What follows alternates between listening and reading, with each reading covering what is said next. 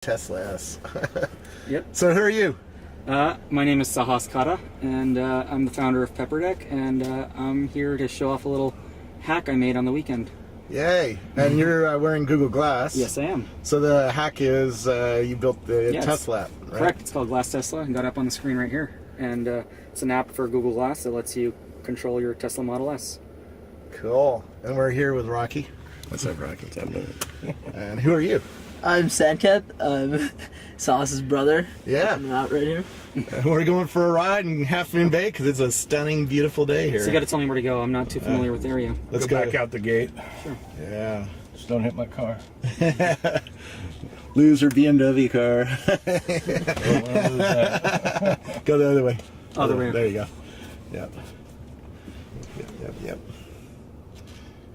And yeah, this is cool. Reach your destination. So what kind? Destination 25 Pinehurst Lane is on the left. Yeah, now everybody knows You where I have live. reached your Great. destination. That's peppered everywhere on the net. Not that you couldn't figure it out anyway.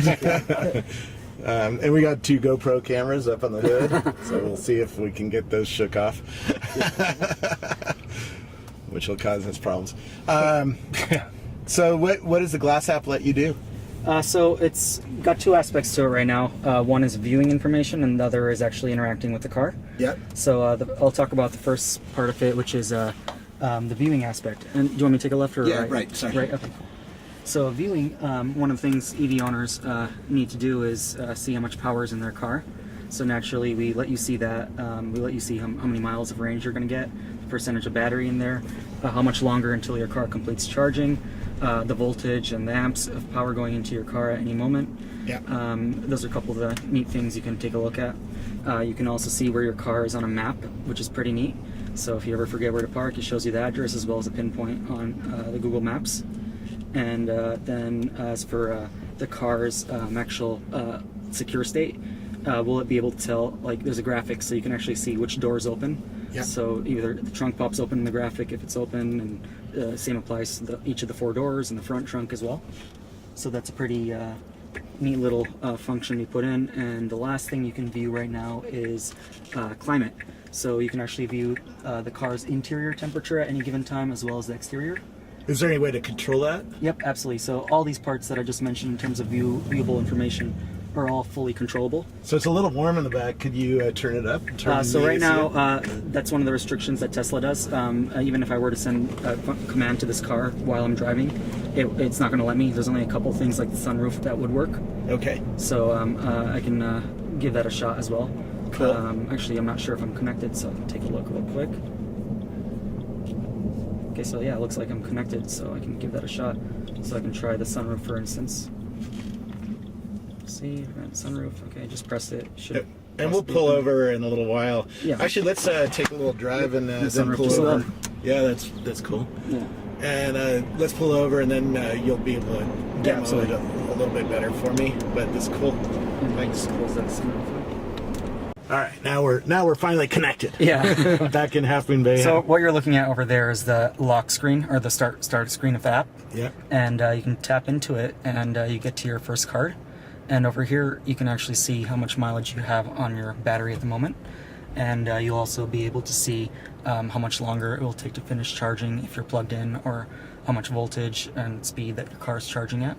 Yep. And if you swipe over, you'll be able to, and I'm doing this all on my glass, and this is just reflecting it on the mirror on my phone. Yep. So as you can see, we're on a map right now, and I think that should be pretty accurate. Yeah, it looks like that's exactly where we're parked right now. Yep. On Main Street. Yep. Prisma. So if you forget where you park, you can just look at it right there. And actually going back once on the charge card, when you are plugged in, you'll actually get a command on the screen here that lets you start and stop charging. Yep. And a lot of Tesla owners like having control of that, even if you own a Volt or any other electric vehicle, because charging rates are much cheaper in the night than they are in the peak hours during the day. So you may want to stop charging at noon and then start charging again around, maybe 11 or 12 p.m. Yep. So you can just do that from Google Glass. And you figured all this out just by looking around forums and figuring out what the Tesla... Absolutely. Well, it wasn't even, it was just really a couple of resources that were out there, and none of them, I don't think anyone had actually built an app for Tesla. This actually might be the first third-party one. Regardless of whether it's for Glass or whatever it might be, I'm not sure if anyone has built an app for a third-party app for Tesla, so that's pretty exciting. Every time I mention I drive with my Google Glass on, people give me crap. What do you think about that? So right now we happen to be in a high-tech car, so I would actually prefer to use all the stuff here. But I generally do. This is not my car. I generally do drive a very old Lexus from about 10-15 years ago. So for that, in the past, even though you're not supposed to, at some point you do end up having to fiddle with your phone just to figure out where you need to go or something of that nature. But with Glass, I mean, when I'm using it for navigation, it's passive, so it's quiet, it turns off, and then as you're approaching a turn, the screen turns on, it gives you some sound and tells you what to do. So I find that a lot less distracting, since you don't need to take your hands off the wheel, and you don't need to look anywhere else. Your head's still on the road, and you can just glance up slightly for a split second until you're done interacting with it. I totally agree. I think it's far safer than looking down at this beautiful screen, by the way. Yeah. Because now your eyes are down here, exactly, not looking and at least forward. this car is pretty neat. This entire panel right behind the steering wheel is not an actual physical panel. It's also a full screen as well. Yeah. So actually, a couple of things that will appear on it is you get your navigation appears right here when you're getting a route. Your electricity, what music's playing, so you can customize all that right here to reflect what's going on right here. So you don't actually even need to look down here, which is kind of crazy, but that's possible as well.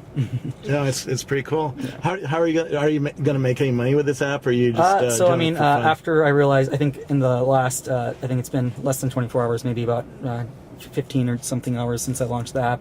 The last I checked before I headed out here, I think there were about a little over 35,000 people that visited the website, and I think there were close to 700 people who signed up with their Google account. Yeah. And but last I checked, I think there were 23 people who have actually successfully linked both a Tesla and a Google Glass. So my current user base is probably about 22 right now. No, that's pretty cool. Cool. I heard Vic Gundotra is one of them, right? Oh yeah, absolutely. He's the VP of social at Google, in charge of the whole Google Plus project. So he left a comment, and he seemed pretty excited. So I was pretty excited to see him using it. No, it's cool. You know, there's only 3,000 Glass owners out there. Yeah, is that all they've delivered so far? Yeah, 3,000, 4,000, maybe. And Tesla's at probably about 5,000 or more than 5,000 Model S is delivered so far. So, I mean, in the Valley, I'm sure there's a decent overlap. Yeah, I'm seeing a lot more of Tesla S's. Yeah. It's a beautiful car. I want one. Oh, absolutely. I just can't afford one for 2 or 3 more years until my car payments end. And they're having a much more affordable price range that Elon Musk is talking about, that car that's possibly as low as $30,000. So that should be pretty neat. No, very cool. Where do I learn more about your Glass app? Just go to glasstesla.com, and I can actually bring it up right here on the car. So if you choose right there, it should be loading. Yep. So that's actually the website right there, glasstesla.com. And I think the browser may have... Okay, I don't know what's going on right there. Yeah. You can see that. No, that's cool. Yeah. Well, very cool. Thanks so much for showing it to me. Did you want to see any of the commands? Or I'll play with it when I'm back home. Sure, okay.